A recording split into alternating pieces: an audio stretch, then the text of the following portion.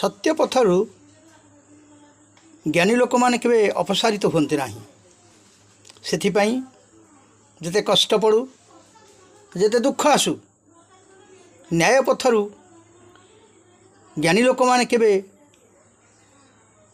बाहर को जाई न थांती।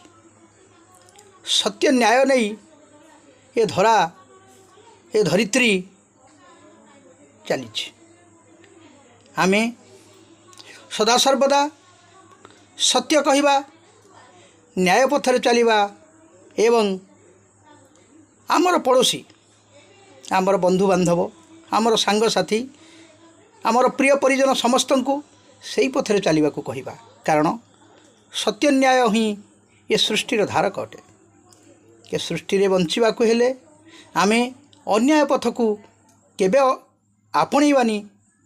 यह होउची अति सत्य जो भगवान संतुष्ट हुंती जो समस्त संतुष्ट हुंती एवं यही संतुष्टता ही मनुष्य को बंचिबार आधार दे थाए।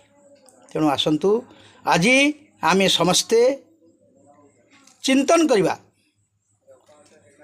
आज जो प्रकार दुख दुर्दशा ए सृष्टि को ग्रास करिछि एहार मूल रे अन्याय पथरे चलुथिबा व्यक्ति मानकर कार्यकलाप ही यह करने को प्रोत्साहित करुछि।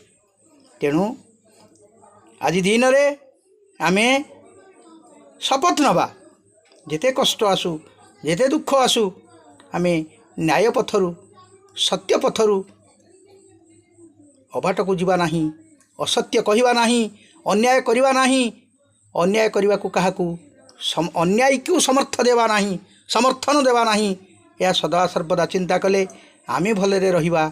आम सृष्टिर समस्त जीव जंतु मनुष्य समस्ते सुखरे रहिबे। धन्यवाद।